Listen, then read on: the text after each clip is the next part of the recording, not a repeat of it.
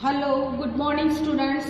આજના વિડીયોમાં આપણે ધોરણ 8 English grammar and composition okay એમાં આપણે લાસ્ટ વિડીયોમાં lesson number 3 the simple present tense the simple past tense આપણે એની સમજૂતી મેળવી અને એના કેટલાક ઉદાહરણો જોયા હતા। હવે આ વિડીયોમાં આપણે એની એક્સરસાઇઝ જોઈશું ઓકે ચોપડીમાંથી એની એક્સરસાઇઝ જોઈશું કે એક્સરસાઇઝ નંબર 1 एक्सरसाइज नंबर 1 कौंस में आपेला क्रियापदों सादा भूतकाळना रूपो वडे खाली जग्या पूरो। कौंस में आपेला क्रियापदों सादा भूतकाळना रूपो वडे खाली जग्या पूरो। जो हवे सादा भूतकाळनी खाली जग्या में तो आपणे कशुं ज जोवानुं नथी। कौंस में आपेलो जे शब्द छे एनुं भूतकाळनुं रूप मूकी देवानुं छे। जेम सादा वर्तमान काल में आपणे आगळनुं जे सर्वनाम छे एकवचन छे बहुवचन छे बराबर ए बधुं जोता हता एवुं कांई जोवानी जरूर छे नहीं। फक्त क्रियापदनुं भूतकाळनुं रूप मूकी दईशुं। आपणे जोईए पहेली खाली जग्या सरला ब्लेंक संस्कृत सरला ब्लेंक संस्कृत लर्न तो एनुं भूतकाळनुं रूप थशे लर्न्ड LEARNT लर्न एटले शीखे छे संस्कृत ओके। सेकंड छे the policeman blank the thief stop स्टॉपनुं भूतकाळनुं रूप थशे स्टॉप्ड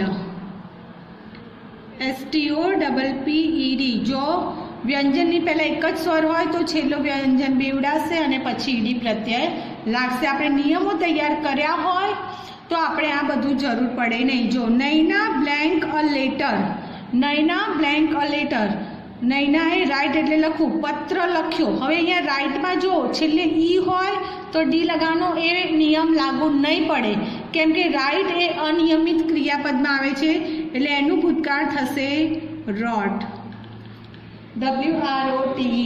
एटले तमारे अनियमित क्रियापदों अने ए जे क्रियापदों छे जेना मूळ स्वरूप एना ए थाय छे तमारे पहेला तैयार करवा पड़शे। पछी the students blank a song सिंग तो सिंगनुं भूतकाळनुं रूप थशे sang SANG ए पण अनियमित स्वरूप छे sang ओके। दे ब्लेंक होम अर्ली गो एटले गया तेओ घरे वहेला गया तो गोनुं भूतकाळनुं रूप थशे वेंट आ पण अनियमित छे okay.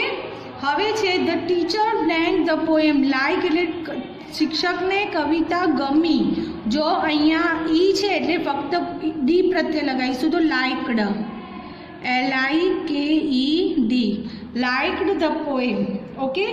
We blank the picnic enjoy के अमे पिकनिक ने एंजॉय एटले मजा लीधी तो एंजॉयड भूतकाळनुं रूप थशे जो वाय एनी पहेला स्वर छे एटले फक्त ईडी प्रत्यय लागशे ENJOYED। कोईपण क्रियापद आपणी समक्ष आवे छे तो आपणे पहेला जोई लईशुं के ए अनियमित नथी ने अनियमित होय तो एनुं स्वरूप लखी दईशुं। त्यारबाद आपणे एनुं जो अनियमित ना होय तो आपणे जे नियमो शीख्या ए नियम मुजब आपणे लखीशुं।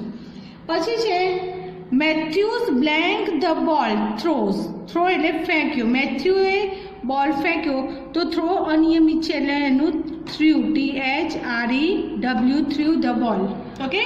नेक्स्ट छे Ketan blank near the door stand तो स्टेन्डनुं भूतकाळनुं रूप थशे स्टूड STOOD स्टूड एटले ऊभो रह्यो केतन दरवाजा आगळ ऊभो रह्यो।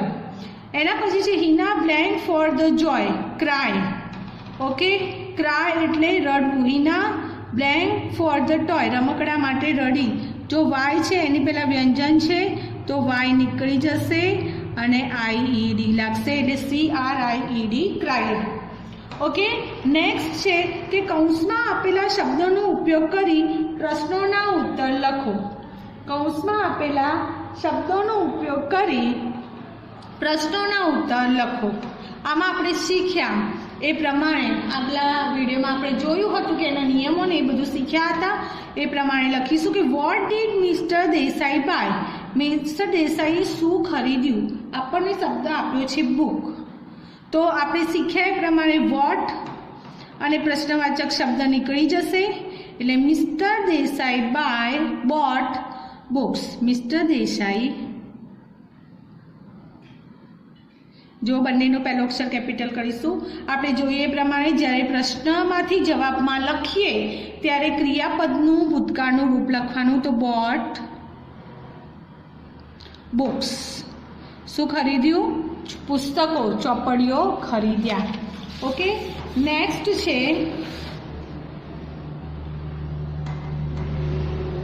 કે હુ કોલ્ડ ધ મીટિંગ. મીટિંગ કોણે બોલાવી? તો ધ પ્રિન્સિપાલ. હુ વાળા વાક્યમાં આપણે જાણીએ છીએ કે હુની જગ્યાએ આપેલું નામ લખી વાક્ય એમનું એમ, એટલે the principal cold the meeting. The principal cold the meeting. આખું સેન્ટેન્સ એમનું એમ લખવાનું છે. ઓકે, નેક્સ્ટ છે how much money did he collect. એણે કેટલા મની એટલે પૈસા ભેગા કર્યા? તો 1000 રૂપીસ. તો જો હાઉ મચ અને ડીડ નીકળી જશે. આપણે પ્રશ્નમાંથી જવાબમાં ફેરવતા શીખ્યું કે પ્રશ્નવાચક શબ્દ અને ડીડ નીકળી જાય અને ડીડ પછીના વાક્યથી સળંગ લખી અને છેલ્લે ડીડ પહેલાંનો શબ્દ લખવાનો. તો હી કલેક્ટનું ભૂતકાળનું રૂપ થશે કલેક્ટેડ. હી LLECT collected 1000 રૂપીસ. જો અહીંયા પાછળ રૂપીસ આવ્યું છે એટલે મની લખવાની જરૂર છે નહીં. અહીંયા રૂપીસ આપ્યું છે એટલે મની લખવાની જરૂર રહેશે નહીં. તો આપણો જવાબ થશે હી કલેક્ટેડ 1000 રૂપીસ. ઓકે, નેક્સ્ટ છે વેન ડીડ ગીત ગો ટુ મુંબઈ. ગીત ક્યારે મુંબઈ ગઈ? તો પ્રશ્નવાચક શબ્દની ડીડ નીકળી જશે. તો ગીત ગોનું વેન્ટ થઈ જશે went to Mumbai last Sunday. જો આખું સેન્ટેન્સ એમનું એમ કે ગીત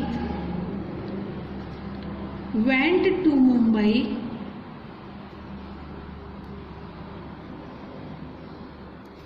લાસ્ટ સન્ડે. ઓકે, નેક્સ્ટ છે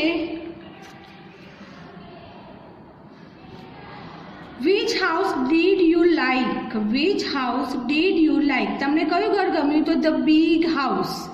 ધ બિગ હાઉસ. તો આપણે વિચ અને ડીડ નીકળી જશે. તો આપણે લખીશું યુનું થઈ જશે આઈ. આપણે આગળ શીખ્યા એમ કે યુથી પ્રશ્ન હોય તો જવાબમાં આઈ આવશે. તો આઈ લાઇકડ ઈ છે એટલે ફક્ત ડી પ્રત્યે લાગશે. The big house. I liked the big house. The big house. Okay, next sentence છે જો હાઉસ આવી ગયું છે એટલે આપણે હવે આ હાઉસ ફરીથી લખવાની જરૂર છે નહીં. નેક્સ્ટ છે where did the children go. બાળકો ક્યાં ગયા? To the park. વેર અને ડીડ નીકળી જશે એટલે ધ ચિલ્ડ્રન ગોનું થઈ જશે ભૂતકાળ vent to the park.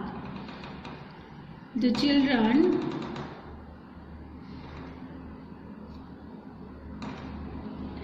Vent to the park. એક વસ્તુ અહીંયા ધ્યાન રાખવાની કે જ્યારે પ્રશ્નમાંથી જવાબ કરીએ છીએ એટલે ક્રિયાપદનું ભૂતકાળનું રૂપ લખીશું અને જવાબમાંથી પ્રશ્નમાં ફેરવીએ. બરોબર, જેમ આપણે આગળની એક્સરસાઇઝમાં જોઈશું તો ડીડ નીકળી જાય એટલે ભૂતકાળના રૂપમાંથી ક્રિયાપદનું મૂળ રૂપ લખીશું. નેક્સ્ટ સેન્ટેન્સ છે હુ કોટ ધ બોલ. કોણે બોલ પકડ્યો? કૌંસમાં આપ્યું છે અર્જુન. તો હુંની જગ્યાએ અર્જુન મૂકી દઈશું. Arjun caught the ball. Arjun caught the ball. Okay, next છે which game did Sheetal play. Sheetal કઈ રમત રમી? તો which અને did નીકળી જશે. પ્રશ્નવાચક શબ્દ અને ક્રિયાપદ નીકળી જાય તો શીતલ પ્લેનું played badminton. Sheetal played badminton. જો અહીંયા પણ બેડમિન્ટન રમત છે આપણને ખ્યાલ આવી જાય એટલે પાછળ ગેમ શબ્દ લખવાની જરૂર છે નહીં. ઓકે, નેક્સ્ટ છે how many balloons did he cell. તો 12. તો હાઉ મેની અને ડીડ નીકળી જશે તો હી સોલ્ડ. જો સેલનું ભૂતકાળનું રૂપ થશે sold. He sold 12 balloons.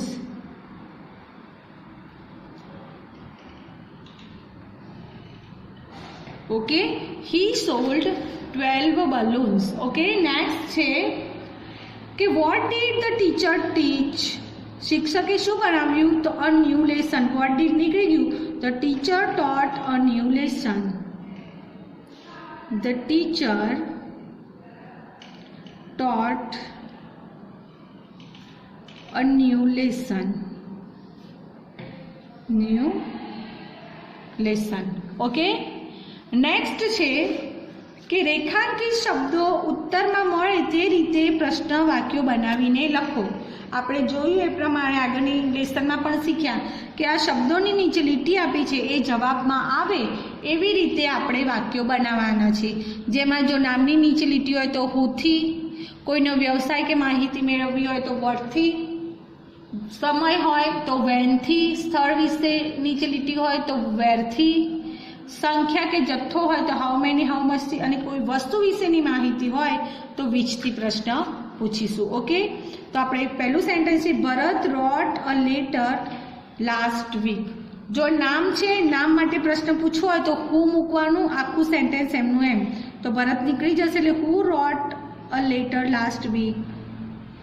Who wrote a letter last week. જો આપણે શીખ્યા એ પ્રમાણે હુની સાથે આપણે ડીડ અલગથી મૂકતા નથી એટલે અહીંયા ભૂતકાળનું રૂપ જ રહેશે. જ્યારે બાકી બધા પ્રશ્નવાચક શબ્દમાં ડીડ અલગ કાઢીશું એટલે ક્રિયાપદનું મૂળ સ્વરૂપ આવી જશે. હવે અ લેટર, તો ભરતે શું લખ્યું? તો અ લેટર એટલે વોટથી પ્રશ્ન પૂછીશું, આ નીકળી જશે તો વોટ ડીડ. જો ભૂતકાળ છે એટલે વોટ ડીડ. હવે આખું વાક્ય એમનું એમ. ભરત ક્રિયાપદનું મૂળ રૂપ write last week. What did Bharat write last week. ગયા અઠવાડિયે ભરતે શું લખ્યું? ઓકે, હવે છે લાસ્ટ વીક. સમય છે એટલે WHEN વેનથી પ્રશ્ન પૂછીશું એટલે લાસ્ટ વીક નીકળી જશે તો when did Bharat write a letter. When did Bharat write a letter. Okay, next છે આપણું કે ગ્રાન્ડ મધર સેંગ અ ભજન. દાદીએ એક ભજન ગાયું. ગ્રાન્ડ મધર નામ છે એટલે એની જગ્યાએ હું મૂકીશું, ગ્રાન્ડ મધર નીકળી જશે તો who sang a bhajan. Who sang a bhajan. Okay, question mark, પ્રશ્ન ચિહ્ન. હવે છે અભજન, તો શું ગાયું? તો શું આવશે? પ્રશ્નવાચક શબ્દ વોટ. વોટની સાથે ડીડ તરત લખવો પડશે. વોટ ડીડ અભજન નીકળી જશે તો ગ્રાન્ડમાં sing. What did grandmother sing. What did grandmother Singh.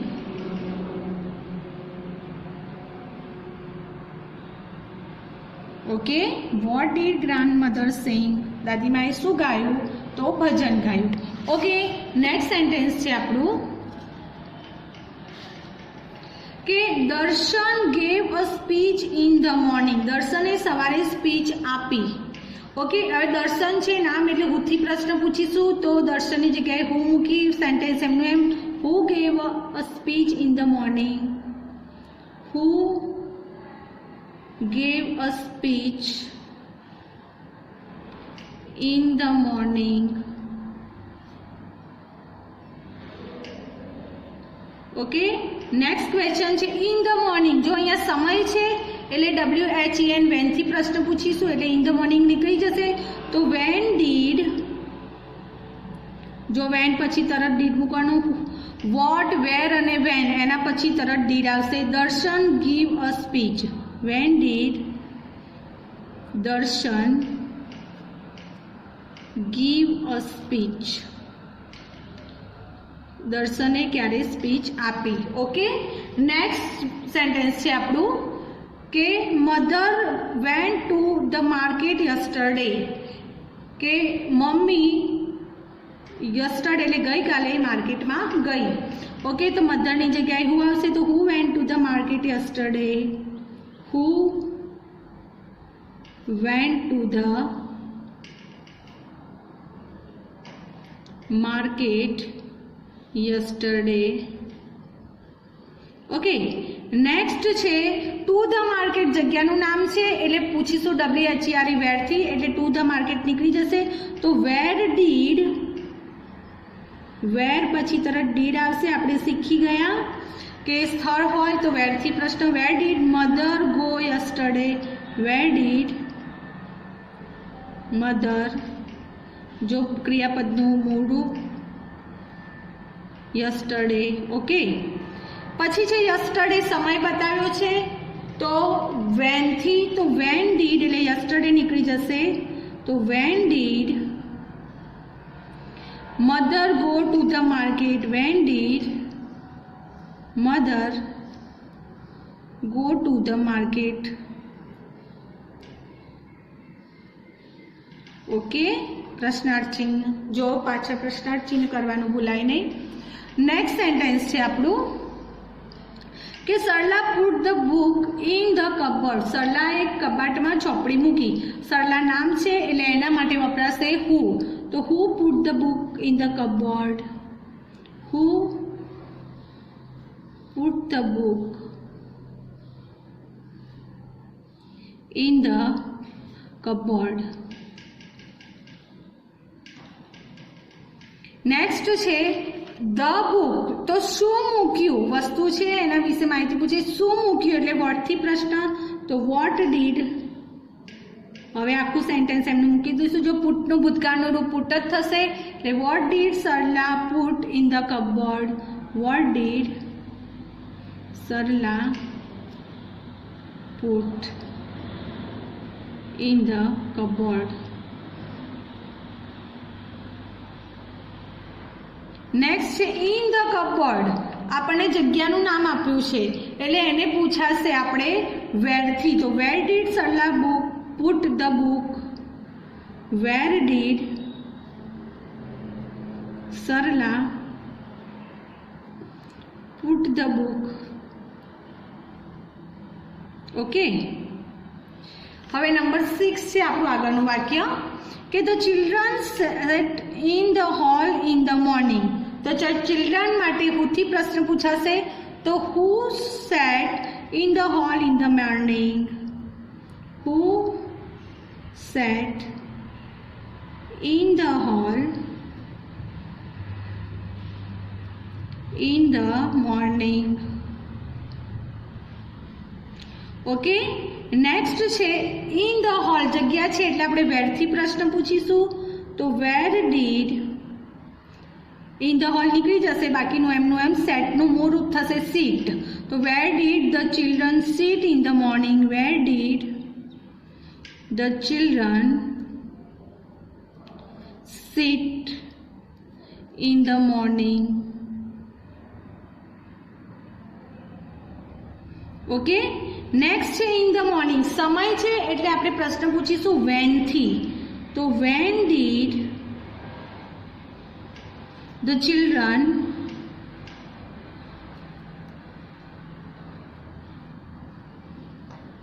sit in the hall, when did the children sit in the hall, હોલમાં ક્યારે બેઠા. ઓકે, હવે આપણું નેક્સ્ટ સેન્ટેન્સ છે number 7. The children taught us grammar, the teacher taught us grammar, કે શિક્ષકે અમને grammar શીખવ્યું. તો ટીચર માટે હુથી પ્રશ્ન પૂછીશું. તો હુ ટોટ અસ ગ્રામર, હુ taught us grammar. પાછળ પ્રશ્નાર્થ ચિહ્ન. હવે છે ગ્રામર, તો શું શીખવ્યું એટલે વોટથી પ્રશ્ન પૂછીશું. તો વોટ પછી તરત ડીડ મૂકી દઈશું. ઓકે, જો અહીંયાથી ગ્રામર શબ્દ નીકળી જશે તો શું બચ્યું. What did teacher teach us, what did the teacher teach us, ક્રિયાપદનું મૂળ સ્વરૂપ. જ્યારે પણ પ્રશ્ન વાક્ય બનાવીએ છીએ ત્યારે ક્રિયાપદનું મૂળ સ્વરૂપ આવશે અને જવાબ લખીશું ત્યાં ક્રિયાપદનું ભૂતકાળનું રૂપ વપરાશે. નેક્સ્ટ છે Soham played cricket last week. Soham નામ છે એટલે હુથી પ્રશ્ન પૂછીશું. Who played cricket last week, who played cricket last week પ્રશ્નાર્થ ચિહ્ન. ઓકે, હવે છે ક્રિકેટ. તો શું રમ્યો એટલે વોટથી પ્રશ્ન પૂછીશું. તો વોટ ડીડ હવે ક્રિકેટ નીકળી જશે. પ્લેનું મૂળરૂપ થશે પ્લે. તો what did Soham play last week. What did Soham play last week. શું રમ્યો ગયા અઠવાડિયે સોહમ શું રમ્યો. હવે લાસ્ટ વીક તો એ સમય છે એટલે આપણે પૂછીશું વેન. WHEN. વેન ડીડ પછી છે Soham play cricket. Soham play cricket. Okay, જો લાસ્ટ વીક નીકળી જશે આપણે એના માટે પ્રશ્ન પૂછ્યો છે. એટલે હવે નેક્સ્ટ છે they bought a new car last month. હવે ન્યૂ કાર એટલે તેમણે ગયા મહિને નવી કાર ખરીદી. તો શું ખરીદ્યું એટલે વોટથી પ્રશ્ન પૂછીશું. તો વોટ ડીડ. હવે ન્યૂ કાર નીકળી જશે આપણે એના માટે પ્રશ્ન પૂછીએ છીએ અને બોટનું મૂળ રૂપ થશે buy. What did they buy last month. Okay, what did they buy last month. Last month તો સમય છે એટલે વેનથી પ્રશ્ન પૂછીશું. તો વેન ડીડ પછી આવશે they buy a new car. When did they buy a new car. એમણે નવી કાર ક્યારે ખરીદી. ઓકે, હવે છે લાસ્ટ છે આપણું sentence. Mohan went to Surat last month. Mohan ગયા મહિને સુરત ગયો. તો મોહન છે એટલે હુથી પ્રશ્ન પૂછીશું. તો બાકીનું બધું એમનું એમ. Who went to Surat last month. Who went to. જો હુ વાળામાં જ ક્રિયાપદનું ભૂતકાળનું રૂપ આવશે, બાકીમાં મૂળ રૂપ આવશે. Vent to Surat last month. Okay, next છે ટુ સુરત. ટુ સુરત જગ્યાનું નામ આપ્યું છે એટલે આપણે વેર WHER વેરથી પ્રશ્ન પૂછીશું.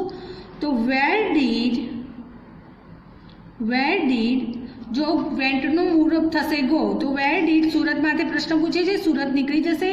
Mohan go last month. Where did Mohan go last month. Okay, question mark. હવે છે લાસ્ટ મંથ સમય આપ્યો છે તો એના માટે પૂછાશે વેન. WHEN van. અને આપણે જાણીએ છીએ તેમ વેન પછી પણ તરત આપણે ડીડ મૂકી દઈશું. When did Mohan go to Surat. Okay, Mohan ક્યારે સુરત ગયો. તો આ હતું આપણું લેસન નંબર 3 અને એની એક્સરસાઇઝ. આપણે જોયું કે લેસન નંબર 2 અને 3 સેમ જ છે, ફક્ત સાદો વર્તમાનકાળ અને સાદો ભૂતકાળ.